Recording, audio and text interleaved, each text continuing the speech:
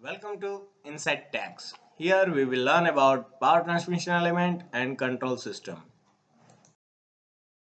Drawing reading series को आगे बढ़ाते हुए आज हम देखेंगे 11 केवी ज्योति मेक ब्रेकर का इंडिकेशन सर्किट। 66 केवी पैनल का ड्राइंग रीडिंग किस तरह से होता है वो हमने पहले देखा था, जिसकी लिंक डिस्क्रिप्शन बॉक्स में दी गई है। और 11 केवी पैनल में ट्रिपिंग और क्लोजिंग सर्किट किस तरह से होता है उसकी भी लिंक डिस्क्रिप्शन बॉक्स में दे रखी है। चलिए तो आज शुरू करते हैं 11 केवी ज्योति मेक पैनल का इंडिकेशन सर्किट किस तरह से काम करता है। तो पहले हमने देख लिया है कि मेन पार्ट जो होता है कंट्रोल पैनल का, उसमें ये कंट्रोल पैनल सेक्शन है, ये ब्रेकर कंपार्टमेंट है, ये ब्रेकर है कि जो ऑन ऑफ ऑपरेशन देता है, और ये उसका कवर है कि जहाँ पे इंडिकेशंस सब लगाए हुए होते हैं। तो इस तरह से हमारा जो 11 के ज्योति में ब्रेकर होता है उसके कंपोनेंट्स होते हैं। 11 के ज्योति में ब्रेकर का जो सर्किट डायग्राम होता है वो इस तरह से होता है। उसमें से हमने क्लोजिंग सर्किट और ट्रिपिंग सर्किट पूरा देख लिया है। आज हम इंडिकेशन सर्किट के बारे में बात करेंगे। इसमें ये ऑटो ट्रिप है और ये जो बाकी के इंडिकेशंस है वो सब देखेंगे। तो चलिए शुरू करते हैं। आज हमें इतना ही देखना है तो हम इसी पे कॉन्सेंट्रेट करेंगे। तो सबसे पहले जो हमारा 1110 वोल्ट आता है वो यहाँ पे आता है। तो ये जो है वो SB है, ठीक है। SB नाम की जो TB है वो कंट्रोल पैनल में यहाँ पर रहती है। वो इस तरह से होती है, देखिए यहाँ पे SB लिखा हुआ है और इस तरह से ये सामने से दिखाई दिया गया है। तो यहाँ पे 1 और 2 पे हमारा पॉजिटिव और नेगेटिव आता है, ठीक है। उसके बाद यहाँ पे F1 फ्यूज में जा रहा है और उसके बाद 3A TB में जाता है। SB से जो वायर निकलता है वो F1 फ्यूज में जाता है। तो कंट्रोल पैनल में F1, F2, F3, F4, F5 fuse यहाँ पे रहते हैं। नज़दीक से देखें तो इस तरह से होते हैं। और उस फ्यूज में से जो वायर निकलेगा फ्यूज के बाद वो 3A नाम की TB पे जाएगा। 3A नाम की TB यहाँ पे है और वो इस तरह से है, ठीक है। तो 3A और 3B उन दोनों पे हमारा पॉजिटिव और नेगेटिव यहाँ पे पहुँचेगा। 3A TB से निकलकर जो अपना वायर है वो यहाँ पे F10 और F11 फ्यूज में जाता है, ठीक है। तो F10 और 11 फ्यूज कहाँ पे रहते हैं?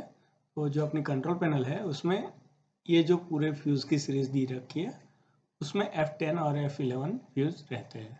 नज़दीक से देखिए तो यहाँ पे देखिए ये F10 है और ये F11 है। तो ये दोनों फ्यूज यहाँ पे होते हैं और ये दोनों फ्यूज के बाद हमारा जो ये सर्किट है वो चालू होता है। यहाँ पे जो हमारी पहली इंडिकेशन सर्किट है उसमें है ऑटो ट्रिप। ऑटो ट्रिप का लैंप, तो जो हमारी कंट्रोल पैनल है उसका जो फ्रंट डोर रहेगा उस फ्रंट डोर में TNC स्विच रहेगी, ठीक है। वो इस तरह से है।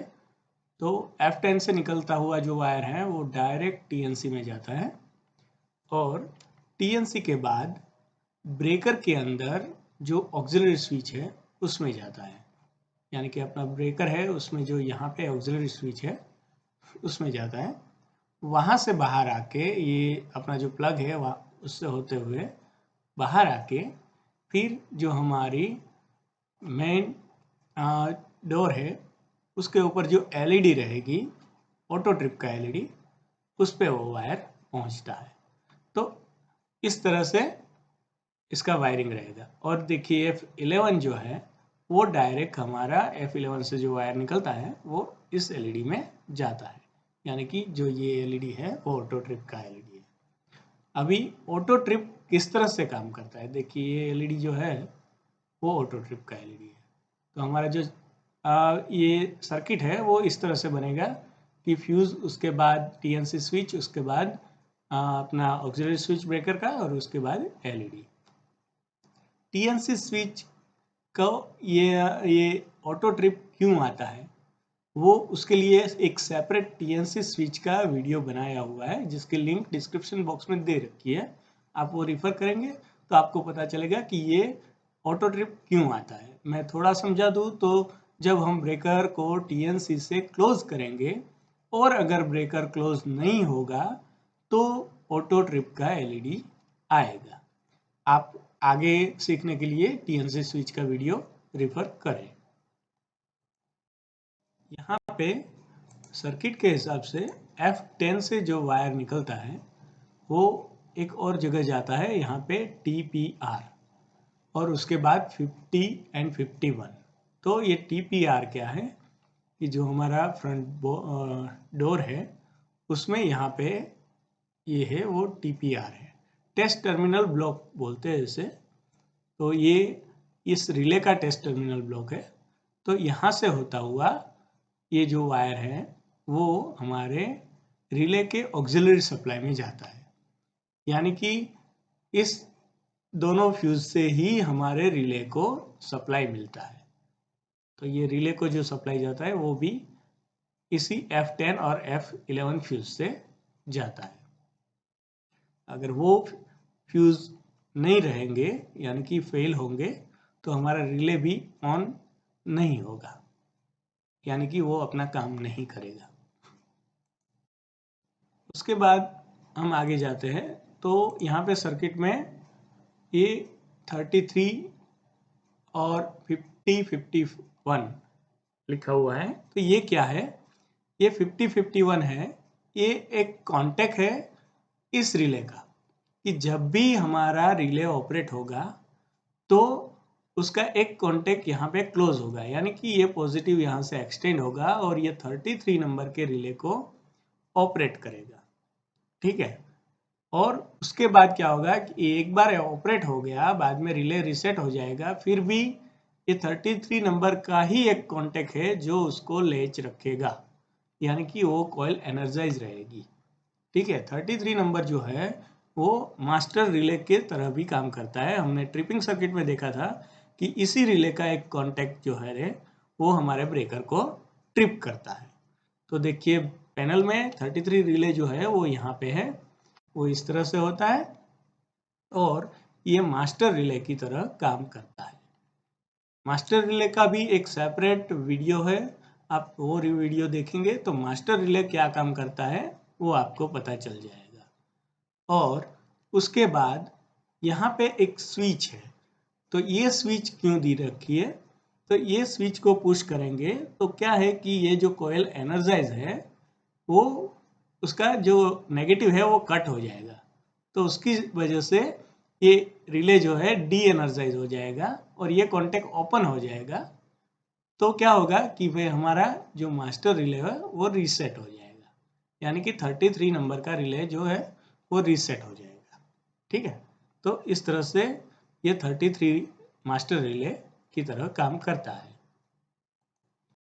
अभी यहाँ पे हमारा मेन इंडिकेशन जो है वो स्टार्ट हो रहा है कि ब्रेकर ऑन, ब्रेकर ऑफ, फिर test position and service position, ये 4 LEDs हैं जो इंडिकेशन के लिए काम करती है। ठीक है, तो हमने यहाँ पे देख लिया कि ये फ्यूज F1 से लेके फिर F10 में आके इस सर्किट में जा रहा है।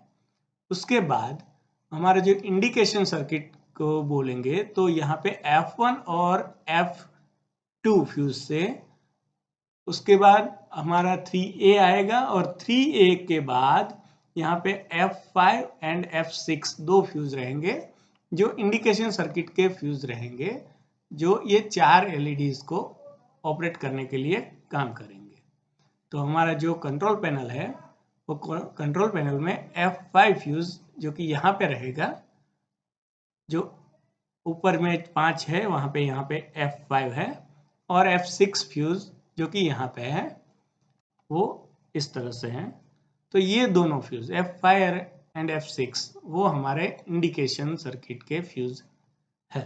ठीक है, अभी आगे देखते हैं कि उसमें किस तरह से रीड करते हैं ड्राइंग। ठीक है, तो इंडिकेशन सर्किट किस तरह से काम करता है वो देखते हैं कि जो हमारा कंट्रोल पैनल है उसका जो फ्रंट डोर है उस फ्रंट डोर में यहाँ पे सारी एलईडीज लगी हुई है।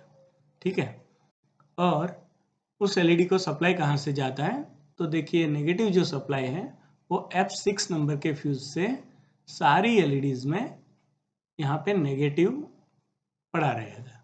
तो F6 की वजह से यहाँ पे सारा नेगेटिव रहता है।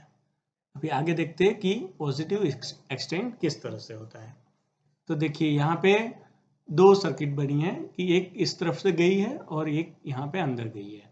हमको मालूम है कि ये जो है वो प्लग का इंडिकेशन है।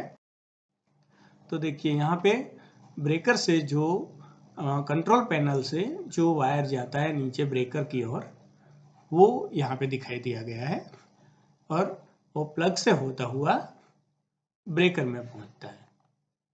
ये ब्रेकर कंपार्टमेंट में जो ये केबल आ गया वो अभी ब्रेकर में लगेगा।